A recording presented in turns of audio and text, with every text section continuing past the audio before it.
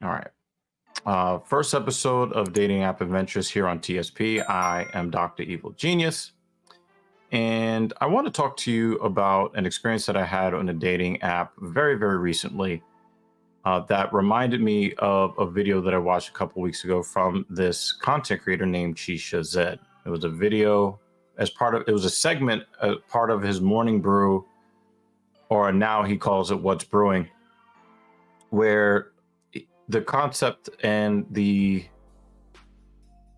opaque, the fog riddled issue of consent, especially when we're talking about when one or both parties who may want to engage with each other physically,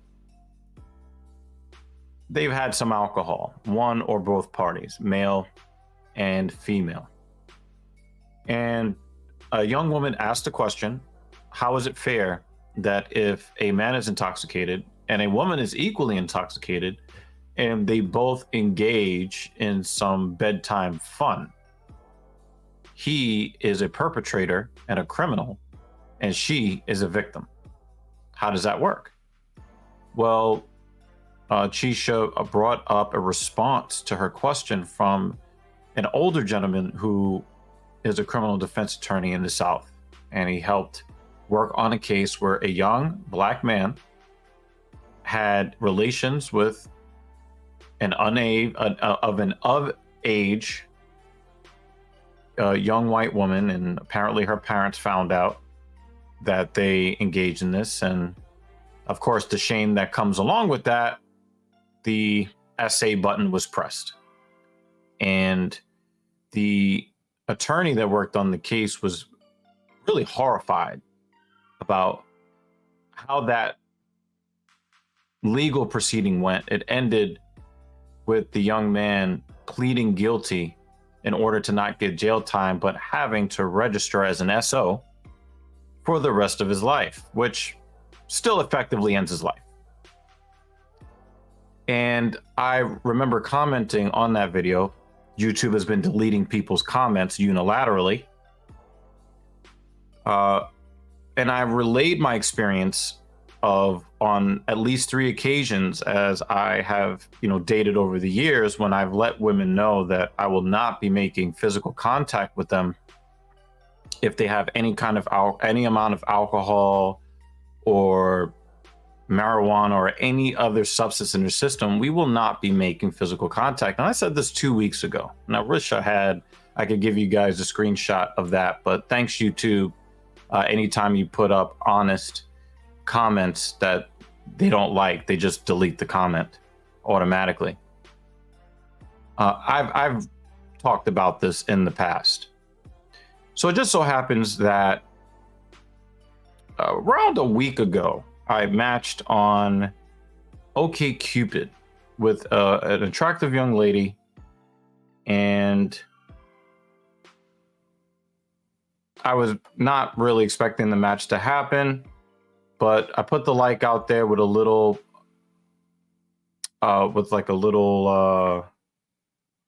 introduction to it. And I just kind of want to pull this up for you because I actually have the receipts for this. All right. So check this out, people. All right. So the first thing that I sent to her was, your profile comes through with positive disposition. I appreciate it and hope to get a further sample of that in conversation. Anytime I see a positive profile from an attractive woman, chances are I'm going to at least try to see what's up with that. Her response was, hey, my name. That's very kind of you to say. I'll try to do my best. So I see you're in a non-monogamous relationship. What's your philosophy on open relationships? My response, my approach starts with open communication and respect, defense of boundaries. Excuse me. My approach starts with open communication and respect/defense of boundaries. In my relationship, we've worked together at that. When I date, I'm looking to make smart decisions so that everyone is respected and safe. So the response that I got from that was, gotcha.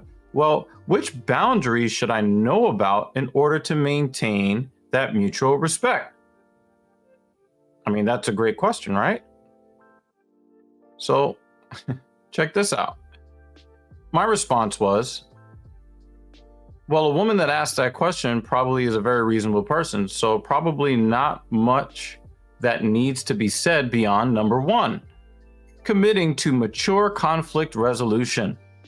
Number two, I prefer to avoid physical contact when a woman is under the influence of marijuana, alcohol, or other substances. Everything else can be managed. What about your boundaries?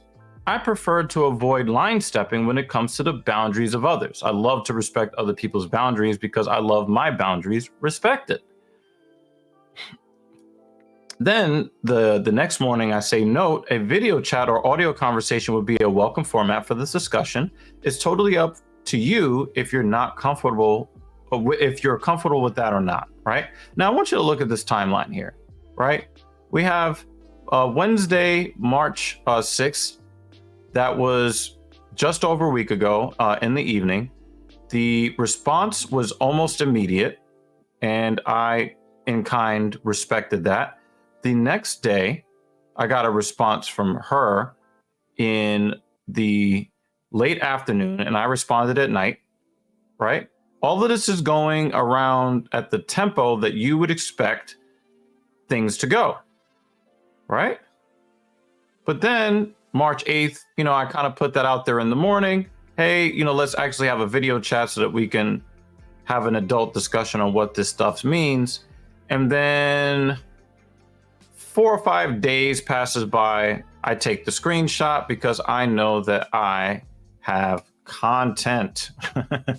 I know that I have the content because I knew already what time it was there. Okay. This morning at the time of recording, this is March 14th, she ended the chat without saying another word. So this is something that I've noticed. This is now the 4th time, at least in my experience, that whenever I say something that makes it appear that I'm going to protect myself, and when you're talking about consent and enthusiastic consent and rational and competent consent, this is something that protects women from the emotional trauma of feeling like they've been essayed or graped, either in the moment or retroactively, that buyer's remorse the next day or maybe even several days later. You go to the approach that I have not only protects me from criminal legal liability, but it also protects them from the kind of trauma that women say that they suffer on a regular basis. Every single time I go to let one of these women know, hey, we will have affirmative, enthusiastic consent while sober or nothing, they go running for the hills. The lawyer that I mentioned earlier, he even said that, you could think about maybe drawing up contracts that say that you both consent to drinking and engaging in relations. But that's not a defense in criminal court because she can just say that she was under duress when she signed the contract and therefore she was still violated. Guys,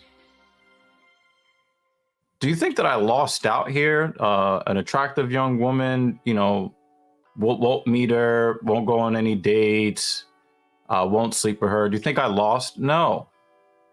Because when you look at it from the long-term perspective, I will never have a detective show up at my door talking about someone claimed I did something to them. I would much rather be made fun of.